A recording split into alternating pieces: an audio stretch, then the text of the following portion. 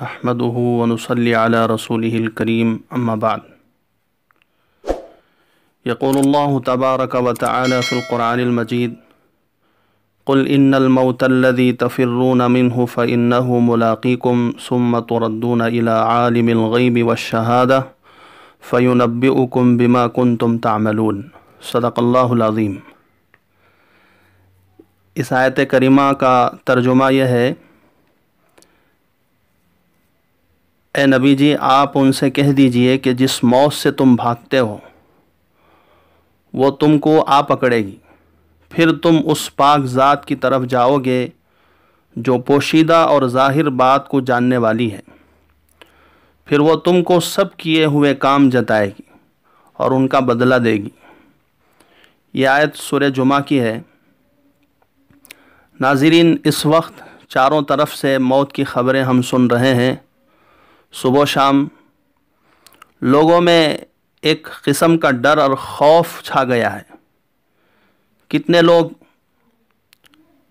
نیک لوگ، علماء ہم سے آن کے آن میں جدا ہو گئے، اللہ کو پیارے ہو گئے. فتنوں کا دور ہے. در حقیقت ہر جاندار کو موت کا مزہ چکھنا ہے. ایسا لگ رہا ہے کہ اچھے لوگ سب کو اس دار فانی سے اللہ اپنے ہاں بلا رہے ہیں اور ہم جیسے برے لوگ دنیا میں رہ جائیں گے. بزرگوں، ہر جاندار کو موت کا مزہ چکھنا ہے، سبب موت کا کوئی بھی ہو. بیماری کی وجہ سے موت ہو یا کوئی اور وجہ سے.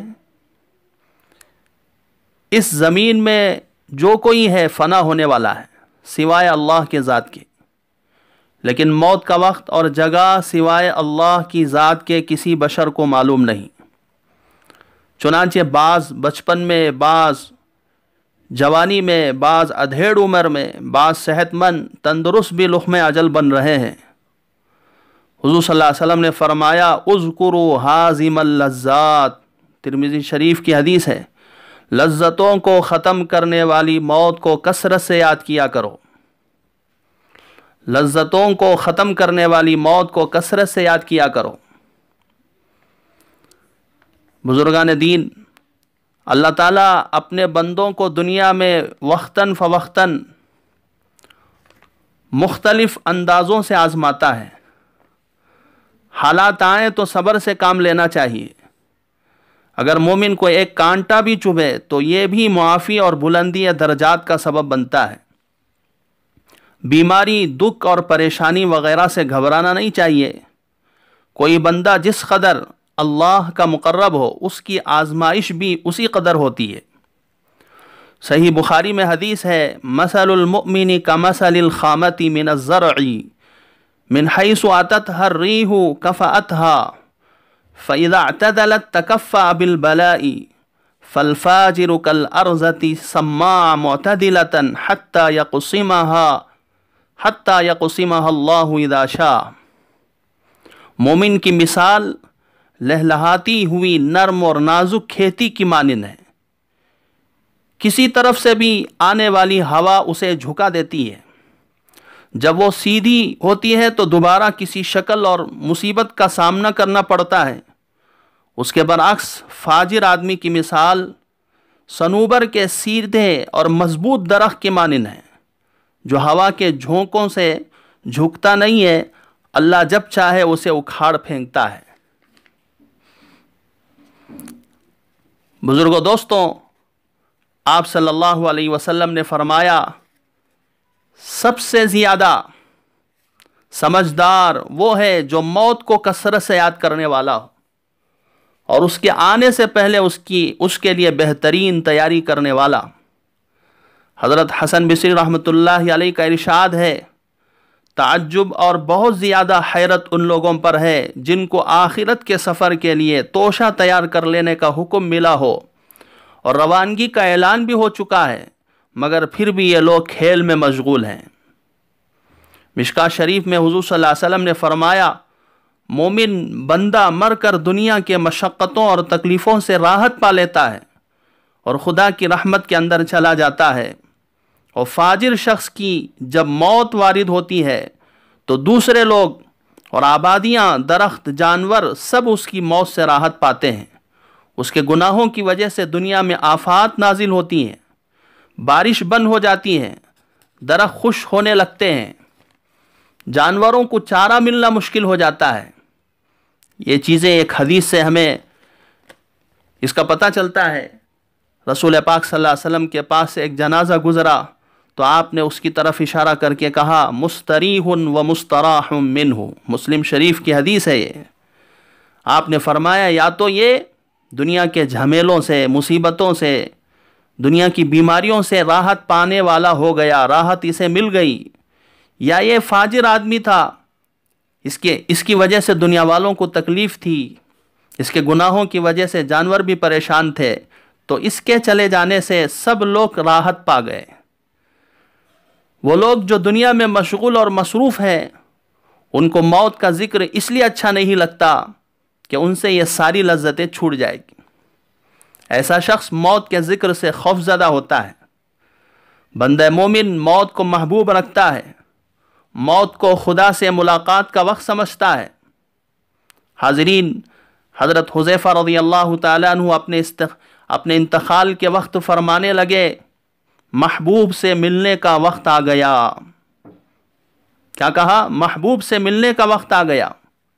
یا اللہ تجھے معلوم ہے، فرماتے تھے یا اللہ تجھے معلوم ہے ہمیشہ مجھے فقر غنا سے زیادہ محبوب رہا اور بیماری صحت سے زیادہ پسندیدہ رہی اور موت زندگی سے زیادہ مرغوب رہی، مجھے جلدی موت دے تاکہ تجھ سے ملوں۔ حضرت عمر بن عبدالعزیز رحمۃ اللہ علیہ کا معمول تھا کہ وہ روزانہ رات کو علماء کو بلاتے اور جو موت، قیامت کا، آخرت کا ذکر کرتے اور ایسا روتے حضرت عمر بن عبدالعزیز رحمۃ اللہ علیہ جیسا کہ سامنے جنازہ رکھا ہوا ہو۔ حاضرین، مومن ہر حال میں اللہ کی طرف رجوع کرتا ہے، جیسے بھی حالات ہو۔ مومن کی مثال چھوٹے بچے کی مانند ہے۔ چھوٹے بچے کو کوئی چیز ملے تو وہ ماں کی طرف توجہ کرتا ہے، اس کو کوئی چوٹ لگے تو ماں کی طرف توجہ کرتا ہے، اسے کوئی خوش ہو کر دیکھے تو ماں کی طرف توجہ کرتا ہے، اسے کوئی دھمکائے تو بھی ماں کی طرف لپکتا ہے۔ مومن کا بھی یہی معاملہ ہوتا ہے۔ خوشی ملے تو وہ اللہ کا شکر ادا کرتا ہے، غم ملے تو اس سے اللہ کی پناہ مانگتا ہے۔ گویا مومن کا رجوع ہر حال میں اللہ کی طرف ہوتا ہے۔ بزرگوں، دوستوں، حقیقت میں ہمیں خوشیاں سلاتی ہیں اور غم جگاتے ہیں۔ اللہ تعالیٰ ایمان والوں پر اسی لیے مختلف حالات بھیجتے رہتے ہیں۔ یہی وجہ ہے کہ بندہ ذرا سی بھٹکنے کی کوشش کرتا ہے تو اللہ تعالیٰ بیماری بھیج دیتے ہیں، کوئی پریشانی بھیج دیتے ہیں، اور بندہ پھر اللہ کی طرف رجوع کرتا ہے۔ پاک ہے وہ پروردگار جو اپنے بندوں کو پریشانیوں کی زنجیروں اور رسیوں میں جکڑ کر اپنے در کی طرف واپس کھینچتے ہیں۔ ایک عورت جب حاملہ ہوتی ہے تو اس کو قے آتے ہیں۔ اس کی قے اس بات کی نشاندہی ہوتی ہے کہ اس کے جسم میں کچھ بن رہا ہے۔ اسی طرح جب بندے کا ایمان بننا ہوتا ہے تو اس پر بھی حالات آتے ہیں۔ یہ تکالیف کا آنا، مصیبتوں کا آنا اس بات کی دلیل ہوتی ہے کہ مالک درجے بڑھا رہا ہوتا ہے، وہ دینا چاہتا ہے۔ مومن کو اللہ کی رحمت سے کبھی بھی مایوس نہیں ہونا چاہیے۔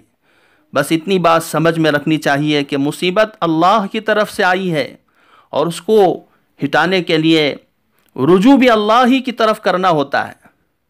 اس وقت ہمارا حال تو اس بچی کی طرح ہے جو بارش کے موسم میں اپنے باپ کے ساتھ جا رہی تھی، پھسلنے کی جگہ سے گزرنے لگی تو باپ نے کہا بیٹی میرا ہاتھ پکڑ لو۔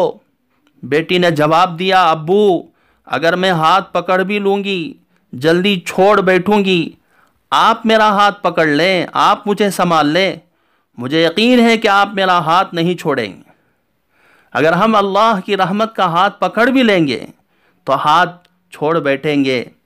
اس لیے یہ دعا کرنا چاہیے، اے اللہ آپ اپنی رحمت سے ہمارا ہاتھ پکڑ لیجئے۔ ہمیں یقین ہے کہ آپ جس کا ہاتھ پکڑ لیتے ہیں اس کا ایمان دنیا سے سلامت چلا جاتا ہے، وہ بندہ مشکلات سے پار ہو جاتا ہے۔ بزرگوں، دوستوں، کرونا وائرس اس وقت قدرتی آفت اور آزمائش ہے، پوری دنیا اس وبا کا شکار ہے، لیکن کرونا کے نام پر تندرست افراد کو بھی ذہنی اور جسمانی مریض بنایا جا رہا ہے۔ کرونا آزمائش کے بجائے عذاب بنا دیا گیا ہے۔ اب تو ایسا لگتا ہے کہ ہمارے اس ملک میں کرونا وائرس کے علاوہ نہ کوئی مرض رہا، نہ موت کا سبب کوئی اور رہا۔ نزلہ زخام کو بھی کرونا ہو گیا ہے، بنا دیا گیا ہے۔ لیکن ہمیں مایوس ہونے کی ضرورت نہیں ہے۔ اسلام میں مایوسی کفر ہے۔ ڈر صرف اپنے گناہوں سے ہو۔ اللہ انشاءاللہ اپنی قدرت سے حالات ٹھیک فرما دیں گے۔ وہ بڑا کریم ہے، بڑا مہربان ہے۔ وہ اپنے بندوں سے 70 ماؤں سے زیادہ محبت کرنے والا ہے۔ ہم اللہ سے جیسے گمان رکھتے ہیں وہ اپنے بندوں سے ویسے ہی فیصلے فرمائیں گے۔ انا عند ظن عبدی بی، اللہ سے نیک گمان رکھنا چاہیے۔ دنیا دار لوگوں کی خبروں پر ہم دھیان نہ دیں، توجہ نہ دیں۔ آئے دن نئی نئی باتیں کرتے رہتے ہیں۔ اتنے لوگ مرنے والے ہیں، اتنے لوگ مر جائیں گے، پتہ نہیں کیا کیا بولتے ہیں۔ کل کیا ہونے والا ہے اللہ کے علاوہ کوئی نہیں جانتا۔ وما تدری نفس ماذا تکسب غدا، غیب کا علم اللہ کے علاوہ کسی کو نہیں ہے، حتیٰ کہ نبی کو بھی نہیں ہے۔ لہذا ہم خوب عبادتیں کریں، کثرت سے استغفار کریں، صدقہ خیرات کریں، اللہ سے معافی مانگیں، اللہ جلد حالات ٹھیک فرمائیں گے۔ عربی کا ایک شعر ہے، اذا اشتدت بک البلوى ففکر فی علم نشرا فعسر بین یسرین اذا فکرتہ ففرا۔ خلاصہ یہ ہے کہ تنگیاں ایک بار آتی ہیں تو آسانیاں کئی بار اللہ لائیں گے۔ اس لیے اللہ سے دعا فرمائیں، اللہ تعالیٰ حالات بنانے والے ہیں، حالات ٹھیک فرمائیں گے۔ اللہ ہم تمام کو توکل نصیب فرمائے، گناہوں سے معافی مانگنے کی اللہ ہمیں توفیق عطا فرمائے، خوب دعاؤں میں اللہ کے سامنے اللہ کے دربار میں رونے کی اللہ ہمیں توفیق عطا فرمائے۔ وآخر دعوانا الحمد للہ رب العالمین۔